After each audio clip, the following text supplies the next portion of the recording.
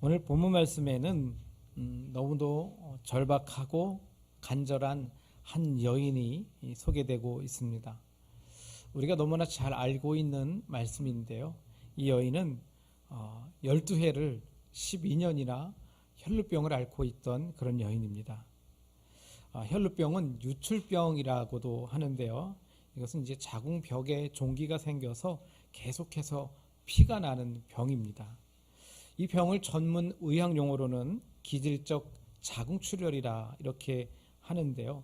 그 중에서도 이제 악성을 암이라고 합니다. 지금이야 이 병이 아주 흔한 병이고 그리고 간단한 수술로 완치될 수 있는 그런 병입니다. 그렇기 때문에 별로 걱정하지 않지만 예수님 당시만 하더라도 많은 사람들이 이 질병으로 인해서 생명을 잃는 아주 위중한 병이었습니다. 그렇기 때문에 유대인들은 전통적으로 이 병을 자기의 죄 때문에 하나님께서 벌하신 거다. 그 죄 때문에 징벌을 받은 거다. 이렇게 생각을 하고 아주 부정한 병이라고 여겼습니다. 그래서 이 병을 얻으면요, 따로 가족들과 떨어져서 격리되어서 그 병을 다 완치될 때까지는 집에 돌아올 수 없는 아주 안타까운 그런 인생을 살아야 됐습니다. 아주 운 좋게도 병이 치료가 되면 집으로 돌아오지만 아마 많은 사람들이 회복이 되지 못하고 그곳에서 가족들과 떨어진 삶을 살다가 쓸쓸하게 최후를 맞이하지 않았을까 이렇게 생각이 됩니다. 여러분, 몸이 아픈 것도 아픈 것이라 너무 괴로운데요. 더 견딜 수 없는 것은 가족도 친구도 만날 수 없는 아마 외로움이 아닐까 하는 생각이 듭니다. 제가 아는 목사님이 이제 미국에서 들어오셔서 자가격리를 2주 동안 하시는데 그분이 또 이천에서 자가격리를 하시더라고요. 부모님, 어머니가 이천에 계신데 정원도 없고 마당도 없는 좁은 집에서 2주 동안 격리를 하려니까 얼마나 답답하고 미치겠어요. 그냥 이게 부부가 격리가 됐으니까 다행이지, 그나마도 혼자 격리한다고 한번 생각을 해보세요. 2주가 얼마나 끔찍하게, 저는 아마 못 살 것 같아. 나 같아도 휴대폰 거기다 두고 그냥 탈출할 것 같은 심정이 들 것 같은 마음이 들어요. 너무너무 외로울 것 같아요. 그런데 기약 없이 그렇게 가족들과 떨어져서 살아야 된다는 것, 더군다나 그 아픈 몸을 혼자서 감당해야 된다는 건요, 너무나 힘들고 괴로운 일일 것 같아요. 아마 많은 사람들이 우울증까지 겪으면서 어려움을 겪다가 인생을 포기하지 않을까 그런 생각이 듭니다. 그래서 이 여인은 어떻게든지 이 병을 고치기 위해서 아마 초기에 많은 의사들을 찾아다닌 것 같아요. 유명한 의사들, 훌륭한 의사들, 이 병의 전문이라고 하는 의사들을 찾아다니고 또 좋다고 하는 그런 민간요법의 약재들을 다 구해다가 사용해 봤을 거예요. 그런데 아무런 효험이 없었습니다. 아무리 훌륭하고 유명한 의사도 자기 병을 고쳐줄 수가 없었던 거예요. 오히려 전보다 훨씬 더 심각해진 겁니다. 결국 자신이 가지고 있던 재산을 모두 다 허비하고 말았어요. 그래서 오늘 본문 25절 26절에 이렇게 말씀합니다. 12해를 혈루증으로 앓아온 한 여자가 있어 많은 의사에게 많은 괴로움을 받았고 가진 것도 다 허비하였으되 아무 효험이 없고 도리어 더 중하여졌던 차에, 이렇게 말씀하고 있어요. 그렇게 많은 의사들을 찾아다녔지만 재물만 날리고 더 중해진 거죠. 여러분, 이것은 비단 이 여인만의 아픔이나 괴로움은 아니었을 거예요. 온 가족이 애쓰고 수고해서 모은 돈을, 그 모든 재산을 이 한 가족의 이 딸에게 다 투자를 해본 거죠. 그리고 매일매일 이 딸로 인해서 근심하고 걱정하며 고통하고 괴로운 시간을 보냈을 거예요. 그래서 아마 포기하고 싶었을 겁니다. 어쩌면 이쯤에서 인생을 끝내고 싶었을지도 모르겠습니다. 여러분, 지금도 희귀병이나 불치병을 가진 많은 환우들을 한번 보세요. 가끔 다큐멘터리에 그런 분들이 소개되는 걸 보면요, 전 너무너무 막 가슴이 미어지고 안타깝더라고요. 야, 어떻게 저렇게 평생을 살 수 있을까? 어떻게 평생 그 가족을 돌보면서 자기 사생활 없이, 자기 일과도 없이 그렇게 그 가족만 돌보며 살 수 있을까? 그런 삶에 무슨 기쁨이 있을까? 그런 삶에 무슨 행복이 있을까? 그런 삶에 무슨 소망이 있을까? 정말 너무너무 안타까운 마음뿐입니다. 이 여인의 가족도 마찬가지였을 거예요. 그런데 어느 날 이 여인에게 마치 캄캄한 동굴 속에 한 줄기 빛이 비추는 것처럼 아주 희망적이고 소망적인 소문을 듣게 됩니다. 그 소문은 바로 나사렛 예수 그리스도에 대한 소문이었습니다. 어떤 사람들의 말을 들어보니까 예수님은 질병을 고치는데 놀라운 능력을 가지신 분이라 그분을 만나기만 하면 모든 질병이 다 치료가 되고 심지어 죽은 사람도 살려내는 기적이 있다더라. 이렇게 예수님에 대한 소문을 들은 것입니다. 심지어 예수님의 옷자락만 만져도 병이 고쳐지더라 라고 하는 소문도 있었습니다. 여러분, 마태복음 14장 36절인데요.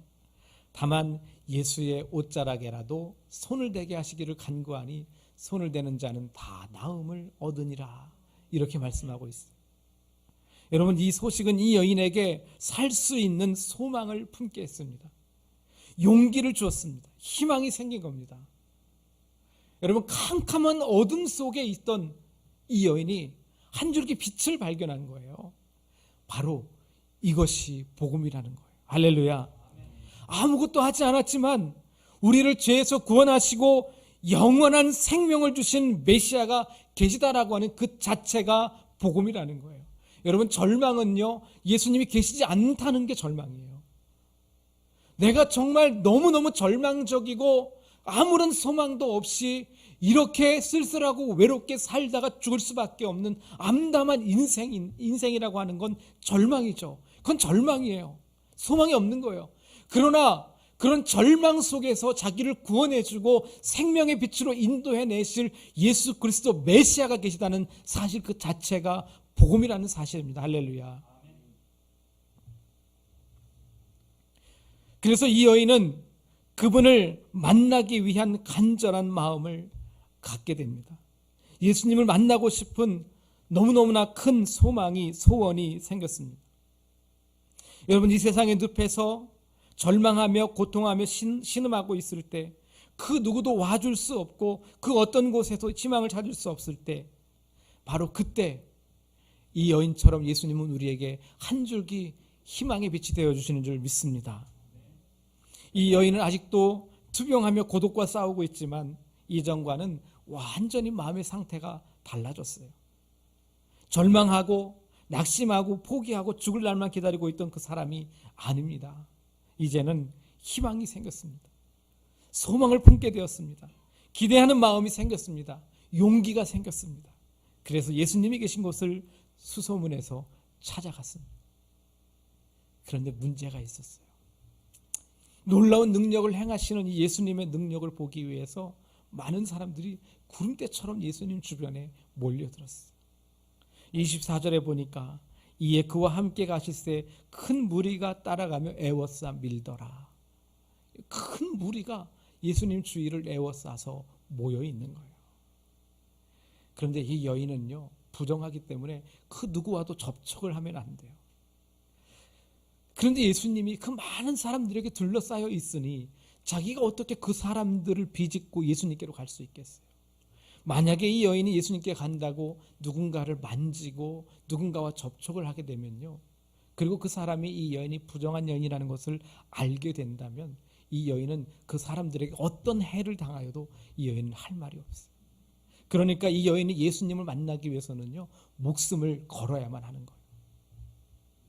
목숨을 걸지 않고서는 예수님을 만날 수가 없었어요. 그런데 오늘 본문 27절에 보니까 예수의 소문을 듣고 무리 가운데 섞여 뒤로 와서 그의 옷에 손을 대니, 이렇게 말씀하고 있어요. 이 여인은 목숨을 걸고 사람들 틈을 비집고 예수님이 계신 곳에 가서 예수님의 옷자락을 만진 거죠. 이 여인이 예수님의 옷자락을 만졌다는 것은 무엇을 의미하는 걸까요? 두 가지 의미를 생각해 볼 수 있는데요. 첫 번째, 그녀의 간절한 마음이 얼마나 깊었는가 하는 것이, 얼마나 그녀가 간절한 마음을 갖고 있었는가 하는 거예요. 얼마나 절박한 심정이었으면 그녀가 목숨을 걸고 사람들 틈을 비집고 예수님의 옷자락을 만졌을까. 이 여인의 절박한 심령은요, 그 누구도 막을 수가 없었던 거죠. 심지어 죽음도 불사하는 게 이 여인의 간절한 마음이었어요. 인생의 막다른 골목에서, 벼랑 끝에서 이 여인이 선택할 수 있는 것은 목숨 걸고 예수님을 만나는 길뿐이었습니다. 여러분, 때때로 우리의 인생길에 이런 막다른 골목이, 벼랑 끝에 선 것 같은 상황을 맞이할 때가 있습니다. 그럴 때 우리는 예수님을 만나기 위해 얼마만큼 우리의 간절함, 우리의 절박함을 표현해냅니까? 우리가 예수님이 우리의 소망이 되시고 우리의 구원의 주가 되시고 우리의 모든 문제를 해결해 주시며 우리에게 참 기쁨과 평화와 행복을 주시는 분이라고 믿는다면, 우리가 그 예수님을 만나기 위해서 이 여인처럼 목숨까지는 아니더라도 최소한의 우리가 할 수 있는 노력은 정말 다 해야 하지 않겠습니까? 우리에게 그런 간절함, 그런 절박함이 없다면 우리는 아무런 노력도 하지 않을 거예요. 우리가 할 수 있는 가장 편안하고 가장 좋은 것을 선택하여 예수님을 만나고자 할 겁니다. 그러나 여러분, 이 여인과 같은 절박함과 간절한 마음이 없다면 예수님을 만나기가 참 너무나도 어렵다는 걸 우리는 알아야 합니다. 우리는 반드시 예수 그리스도를 만날 때 참 소망과 평안과 기쁨을 얻게 되는 줄 믿습니다. 이 여인이 옷자락을 만졌다는 건 두 번째로 무엇을 의미하느냐면, 그렇게 목숨 걸고 옷자락을 만졌다는 것은 분명하고도 확실한 믿음을 가졌다는 거예요. 반드시 고침받을 것이라고 하는 믿음이 있었다는 거죠. 만일 이 여인이 조금이라도 의심하는 마음이 있었다면 예수님이 옷자락을 만지지 못했을 거예요. 왜냐하면 그러면 나는 죽으니까. 그런데 이 여인은 예수님이 옷자락을 만지면 나는 분명히 고침을 받게 되기 때문에 사람들이 나를 부정한 여인이라는 것을 알아볼 수가 없겠죠.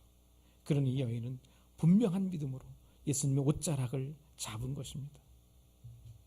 이 행동은 예수님의 능력으로 나의 이 지긋지긋한 병을 고칠 수 있다는 그 확실한 믿음을 가지고 있었다고 하는 것을 증명해 보여준 것입니다.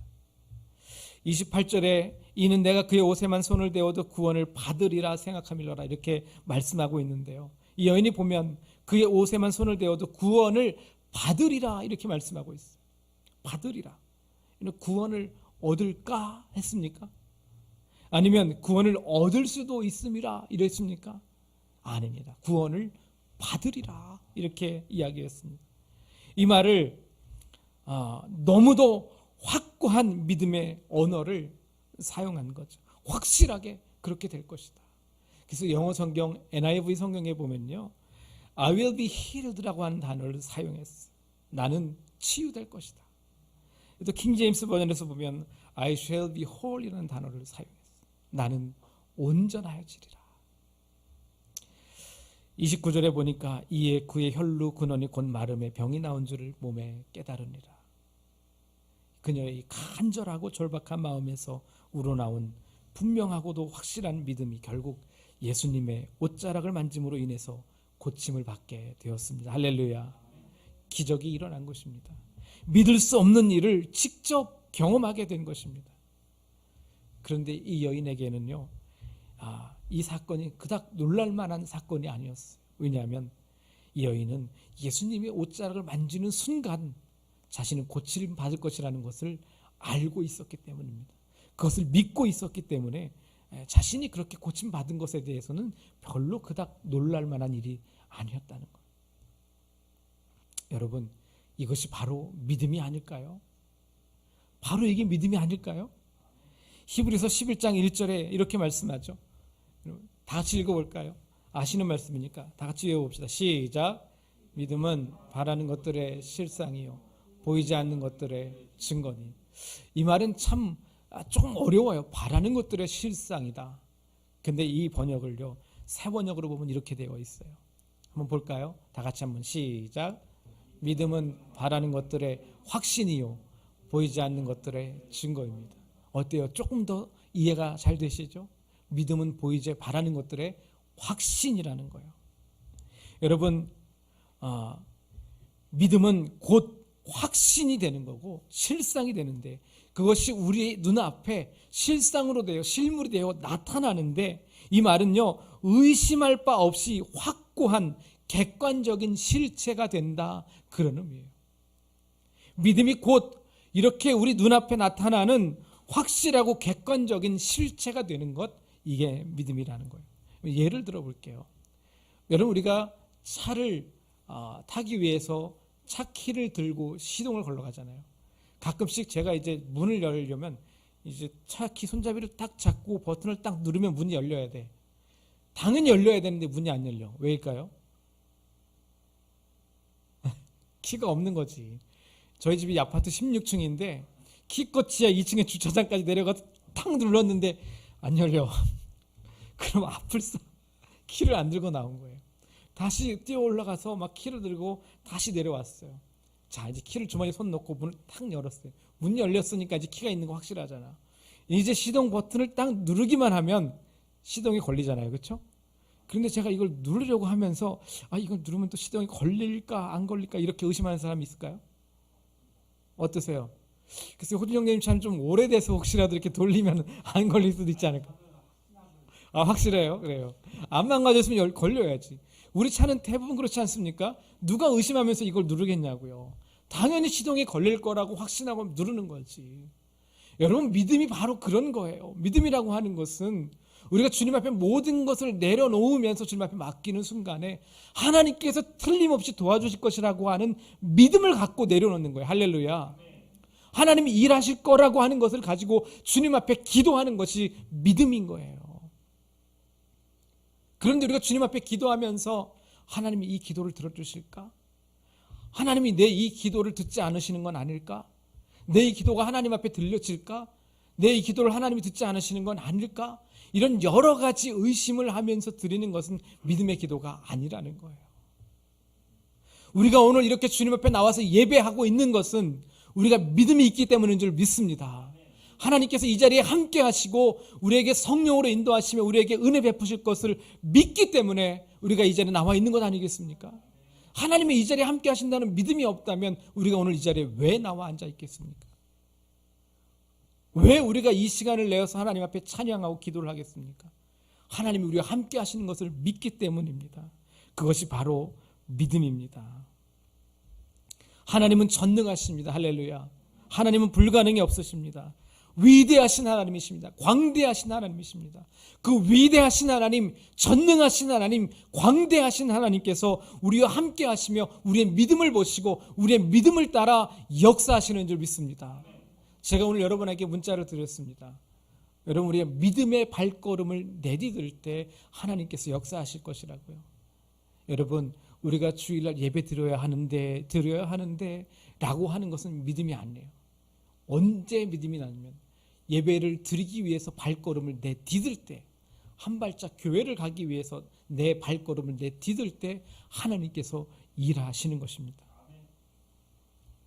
전능하시고 위대하신 하나님을 향한 당연한 믿음이 우리에게 있어야 하는 거예요. 그런 의미에서 기도는요, 이 자동차의 시동을 걸기 위해서 시동 버튼을 누르는 것이나 마찬가지입니다. 여러분, 이 당연한 믿음이 우리에게 있어야 되고, 그리고 이 믿음이 조금도 오염되지 않도록 매일매일 부단한 노력이 필요합니다. 그 노력이 뭘까요? 말씀을 묵상하고 하나님을 더 깊이 알아가고, 그리고 예배하고 찬송하고 기도하면서 하나님을 만나고 더 깊은 교제를 나누는 것이 바로 우리의 믿음을 오염시키지 않는 길이에요. 여러분, 내가 믿음이 부족하다고 생각하십니까? 내 믿음이 자라지 않는다고 생각하십니까? 내 신앙이 성숙되지 않는다고 생각합니까? 그러면 하나님과 더 깊은 교제가 필요한 거예요. 여러분, 그래서 말씀 묵상이 중요하다고 제가 매주일 눈을 강조하는 거예요. 아무리 바쁘고 힘들어도. 그래서 저는요, 눈 뜨고 일어나면 제일 먼저 서재로 갑니다. 그래서 제일 먼저 저는 제가 서재에서 기도할 때도 저 혼자 하지만 헤드폰을 쓰고 찬양을 크게 틀어놔요. 그리고 이제 제일 먼저 하나님 앞에 기도해요. 우리 성도님들 몇 명 안 되니까 제가 한 분 한 분, 우리 장대익 사장님까지 포함해서 한 분 한 분 이름을 다 불러가면서 기도를 해요. 다 이제 기도를 하고 기도가 끝나면 그때 이제 성경을 펴놓고 말씀을 묵상해요. 그리고 이제 말씀을 묵상이 다 끝나고 난 다음에 그때부터 제 일이 이제 시작이 되는 거예요. 여러분도 할 수 있으면 눈 뜨고 일어나서 제일 먼저 하나님과 기도하고 말씀을 묵상하고 그 다음에 여러분의 일과를 시작했으면 좋겠습니다. 그러면 하나님께서 여러분의 삶에 더 풍성한 은혜와 복을 주실 줄로 믿습니다. 이 여인은 반드시 고침받을 것이라는 믿음을 가지고 수많은 군중에 둘러싸인 예수님을 찾아갔습니다. 그런데 이 여인은 다른 사람들과는 다르게 예수님께 자신을 알리지 않았어요. 많은 사람들이 예수님께 찾아갈 때 뭐라 그래요? 주여 나를 불쌍히 여기소서. 다윗의 자손 예수여 막 외치고요. 주님 내 병을 좀 고쳐주세요. 주님 앞에 자기 자신을 밝히잖아요. 우리 하인을 좀 고쳐주세요. 예? 우리 오빠를 좀 고쳐주세요. 내 딸을 좀 고쳐주세요. 내 자식에게서 귀신을 좀 쫓아내주세요. 다 자기 자신을 알리지만 이 여인은 아무것도 알리지 않은 채 조용히 예수님의 옷자락만 만졌어요. 왜 그랬을까요? 아무도 모르게 예수님의 옷자락을 만졌어요. 그런데 참 기가 막힌 것은 예수님께서 그 사실을 아셨습니다. 29절에 보니까 예수께서 그 능력이 자기에게서 나간 줄을 곧 스스로 아시고 무리 가운데서 돌이켜 말씀하시되 누가 내 옷에 손을 대었느냐? 누가 내 옷에 손을 댔느냐?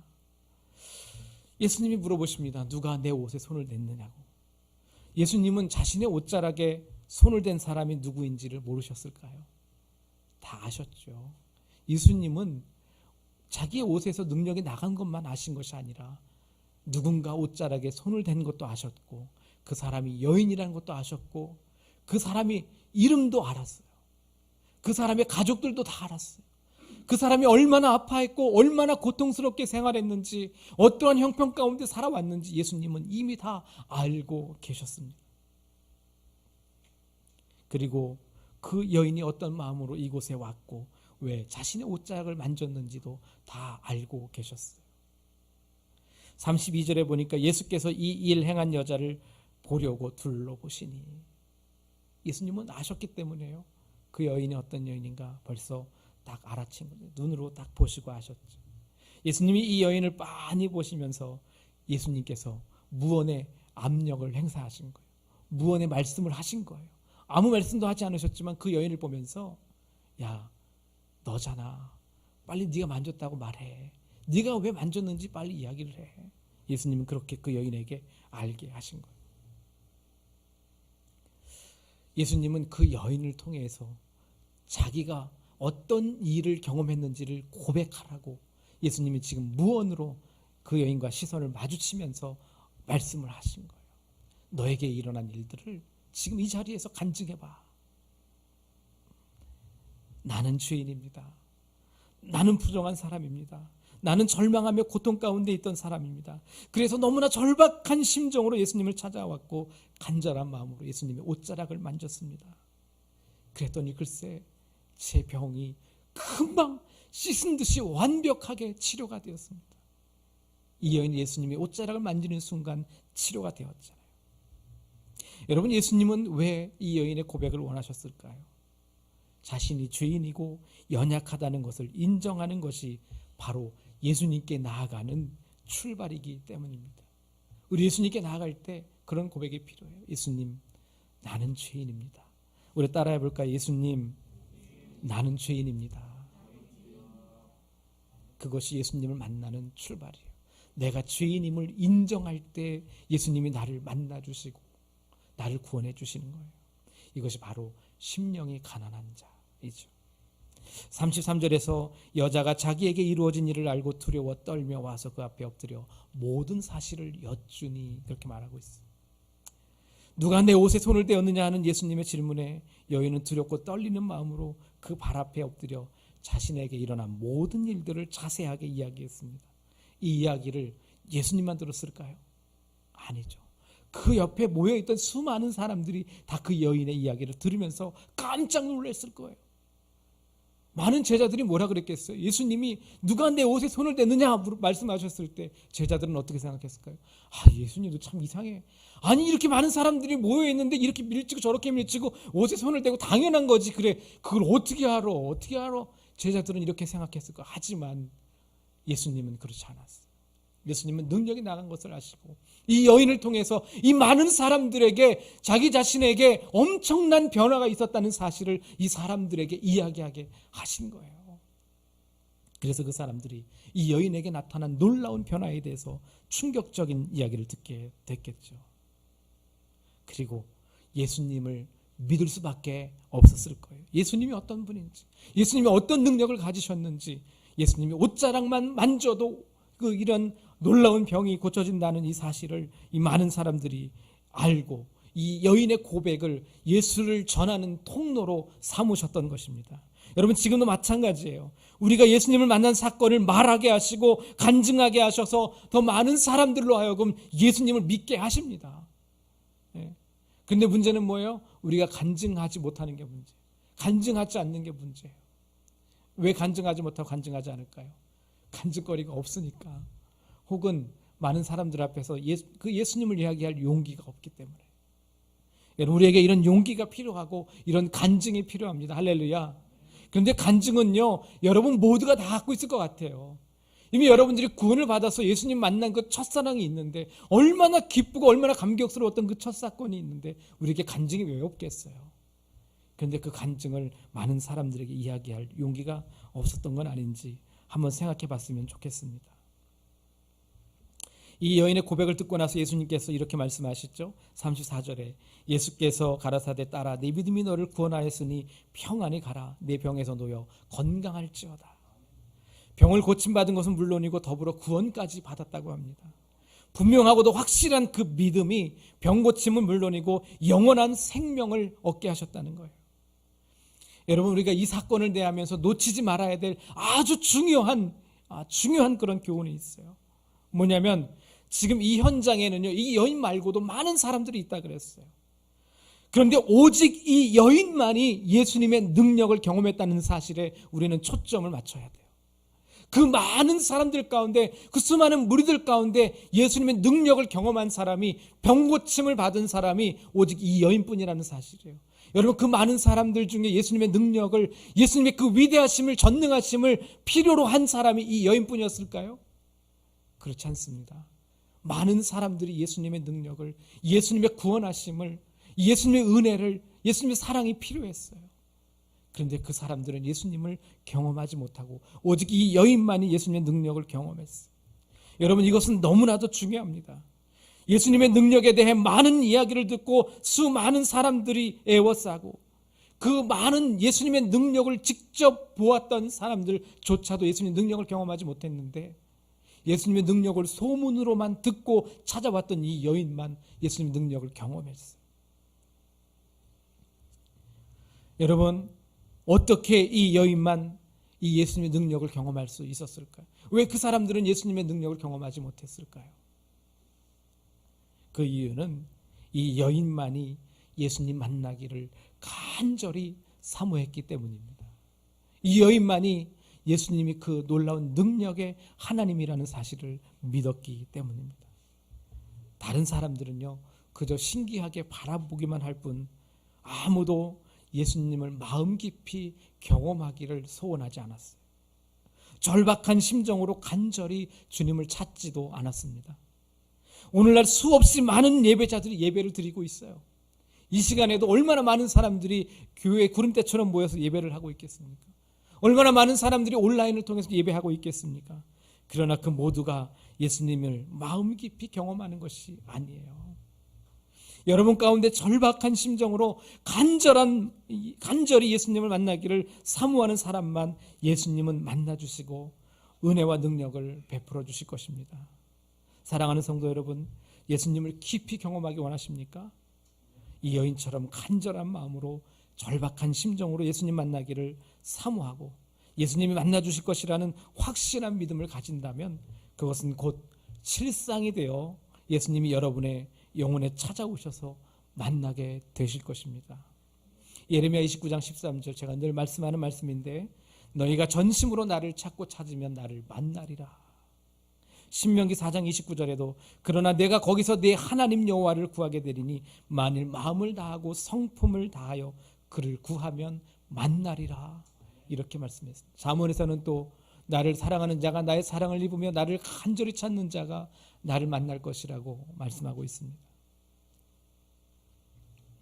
말씀을 정리하겠습니다. 이 여인은 혈루병으로 12년이나 고통하며 가족과 생이별을 하여 고통 가운데 살고 있던 여인이었습니다. 그러나 예수님을 만나고 믿음으로 예수님의 옷자락을 만짐으로 깨끗하게 질병이 치유되고 구원까지 얻어서 영원한 생명을 얻고 살아가는 여인이 되었습니다. 이제 이 여인은 더 이상 사랑하는 가족과 떨어져 지내지 않아도 됩니다. 더 이상 외롭고 쓸쓸하지 않아도 됩니다. 더 이상 절망하지 않아도 됩니다. 이제 앞으로는 사랑하는 가족들과 행복하게 오순도순 지낼 일만 남았어요. 이제 날마다 기쁘고 즐거운 천국을 살게 되었습니다. 이것이 바로 믿음으로 예수님을 만난 결과입니다. 절망에서 소망으로 가득한 인생이 되었습니다. 인생이 완전히 역전된 것입니다. 예수님을 만나면 어떤 상황과 조건 속에서도 소망으로 역전되는 축복의 역사가 나타나는 줄 믿으시기 바랍니다. 우리 사랑하는 행복한 교회 성도님들 모두가 믿음으로 예수님을 만나고 천국을 누리며 사시기를 간절히 축복합니다. 우리 옆 사람에게 한번 축복할까요? 믿음은 실상이 됩니다. 아멘. 기도하겠습니다. 하나님 아버지, 절망 가운데 고통하며 그렇게 쓸쓸하게 인생의 최후를 맞을 수밖에 없었던 한 여인을 주님이 만나주시고 그 여인을 참 기쁨과 소망 가운데 살아갈 수 있도록 은혜 베푸신 주님 감사합니다. 오늘 이 시간 우리가 이 말씀을 접하면서 우리에게 이 여인과 같은 믿음과 간절히 주님을 만나기 원하는 사모하는 마음이 있기를 원합니다. 하나님, 우리에게 그런 마음을 허락하셔서 주님 만날 수 있는 참 복 있는 하나님의 자녀가 다 될 수 있도록 도와주시옵소서. 예수님을 만남으로 인하여 이 세상 그 어느 것 없어도 참된 평화와 기쁨과 행복을 누리는 우리 성도님들 다 되게 주님 인도해 주시옵소서. 예수님의 이름으로 기도드리옵나이다.